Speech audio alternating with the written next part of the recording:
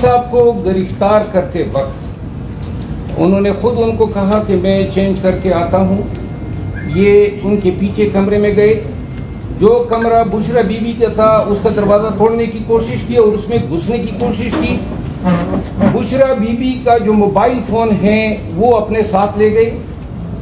گھر میں کوئی ایسی ڈیوائس لگائی ہے زمان پارک میں کہ جس کی وجہ سے زمان پارک میں کوئی آدمی نہ انٹرنیٹ استعمال کر سکتا ہے نہ کوئی شخص جو ہے موبائل پہ کال کر سکتا ہے. چلے گئے ہوں, ابھی تک یہ ڈھونڈ رہے ہیں لیکن ان کو معلوم نہیں ہو رہا ہے کہ ایسی کیا ڈیوائس ہے. خان صاحب کو جب یہ باہر نکلے ہیں تو انہوں نے زبردستی اس کے منہ پہ کپڑا ڈالا ہے جو دہشت گردوں کے منہ پہ ڈالا جاتا ہے. خان صاحب نے کہا یہ کپڑا میرے چہرے سے ہٹا دیں, جی اس کی اجازت نہیں ہے. خان صاحب کو گرفتاری پریکٹیکلی انہوں نے دونوں بازوؤں سے پکڑ کے اس کو گیٹ کی طرف لے گئے. جب خان صاحب کو یہاں اٹک جیل میں لایا گیا تو جس کمرے میں رکھا گیا ہے اس کمرے میں رات کو مچھر اور اشرات الارض کی برمار ہوتی ہے, اور صبح جو صفائی کرنے والا 2 دن سے آ رہا ہے وہ یہ کر کے جاتا ہے کہ وہاں پہ کوئی میٹھی چیز پھینک لیتا ہے تاکہ چونٹی آئے. یہ عوامل ہو رہے ہیں چیئرمین پی ٹی آئی کے ساتھ. بدبودار کمرہ ہے جس پہ روشنی اور ہوا کی ایکسس نہیں ہے. یہ چکی ہے. جیل میں نیول میں ایسے چکیاں جو ہیں وہ دہشت گردوں کے لیے اور سزائے موت کے قیدیوں کے لیے ہوتی ہے.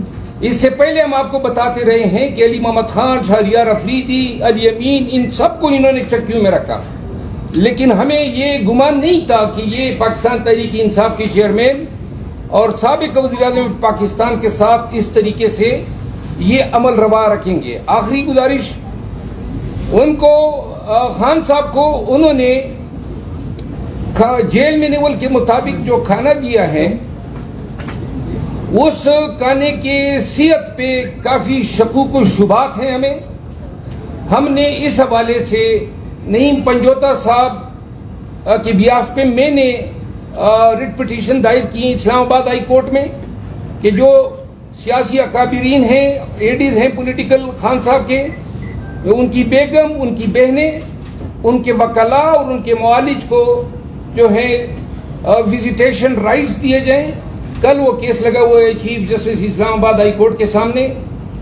اخیر میں یہ عرض کروں گا کہ خان نے آج جو ہمیں میسج دیا ہے اور جو نعیم پنجوتا صاحب کی طرف سے ہمیں ملا ہے بائی نیم ایک کو دیا ہے, اور انہوں نے کہا ہے کہ آپ سب نے اور ڈٹ کے کھڑا ہونا ہے اور جو ہے آپ نے حوصلے کے ساتھ اس فسطائیت کو فائٹ کرنا ہے. تو جو شخص خود جیل میں ان حالات میں نظر بند ہو اور وہ اوروں کو حوصلہ باہر بھیج رہا ہو, آپ اس کی اپنی استقامت اور مضبوطی کا خود اندازہ لگا سکتے ہیں. شکریہ. انصاف کے نام پہ منصف کی کرسی پہ بیٹھ کے, جو کہ اللہ کی کرسی ہے, اس کے اوپر بےایمانی کرے گا, دنیا میں بھی اور آخرت میں بھی ان کے اوپر عذاب مسلط ہوگا. آپ نے ارشد, ملک ارشد کا اور بہت سارے اور لوگوں کے چیزیں بھی آپ بڑا کوٹ کرتے ہیں سوشل میڈیا پہ, لیکن آپ کو میں ایک بات بتانا چاہتا ہوں. ایک بات طے شدہ ہے کہ ایک شخص جس نے آئین اور قانون کے مطابق تحائف لیے, اس کے پیسے جمع کرائے اور ان کو ڈکلیئر کیا, نہ صرف ٹیکس اتھارٹیز کے پاس بلکہ الیکشن کمیشن میں. آج ہماری اس فاشسٹ حکومت نے ہمارے اور بدنما نظام انصاف کے ایک متعصب جج نے ان کو جیل بھیج دیا, جبکہ وہ لوگ جنہوں نے جرم کیا, جرم یہ ہے کہ جنہوں نے گاڑیاں لیں اور گاڑیاں خلاف ضابطہ اور خلاف قانون ہے جو کوئی نہیں لے سکتا, جس کے اوپر ریفرنس بھی بنا, لیکن وہ ریفرنس پچھلے سال نیب لا کی امینڈمنٹ کی وجہ سے واپس ہو گیا. وہ جو جرم کرنے والے تھے ان کو اس ملک کی مقتدر طبقوں اور حلقوں نے اور اسٹیبلشمنٹ نے ان کو حاکم بنا دیا. آج انہوں نے ملک کے ساتھ جو کھلواڑ کیا ہے, جو پبلک کے ساتھ جو کچھ کیا ہے, 16 روپے یونٹ بجلی والا جو بل ہمارا آیا کرتا تھا آج 50 روپے پہ چلا گیا ہے. آج لوگوں کے پاس کھانے کو نہیں ہے. آج جس طرح بے روزگاری ہم فیس کر رہے ہیں وہ سب آپ جانتے ہیں. اور جس طرح میڈیا کے اوپر قدغن لگائی گئی ہے، مجھے بتائیں یہ کس کا حکم ہے؟ نہ پیمرا کا حکم ہے، نہ وزیر اطلاعات کہتی ہیں ہمارا حکم ہے کہ آپ عمران خان کا نام نہیں لے سکتے، اس کی تصویر نہیں چلا سکتے، اس کی آپ آڈیو ویڈیو نہیں چلا سکتے۔ یہ کیسا آزاد میڈیا ہے؟ ہمیں افسوس سے یہ کہنا پڑتا ہے کہ ہمارے وہ دانشور، ہمارے وہ لوگ جو حقوق انسانی کے اوپر بڑے بڑے لیکچر دیا کرتے تھے، جو آئین کی بالادستی کے لیے اور قانون کی حکمرانی کے لیے تحریکیں چلایا کرتے تھے، آج وہ کدھر ہیں؟ آج اس بے آئین معاشرے میں اور اس بے آئین ملک میں کہ جہاں چار دیواری کی پامالی ہو رہی ہے، کل ایک دن میں جو ہمارے ورکرز اور لیڈرز کے گھروں میں چھاپے مارے گئے، ان کو اٹھایا گیا یا ان کے گھر توڑے گئے یا ان کے کاروبار تباہ کیے گئے، اس کی ایک بہت لمبی فہرست اور لسٹ ہے۔ لیکن ہم اس پولیٹیکل وکٹمائزیشن سے گھبرانے والے نہیں ہیں۔ عمران خان فولاد اور چٹان کی طرح کھڑے ہیں۔ آج بھی ہمیں یہ میسج ہے کہ ہم کسی طرح کے ان کے فاشسٹ حرکت اور ان کے ہتھ کنڈے سے پیچھے ہٹنے والے نہیں ہیں۔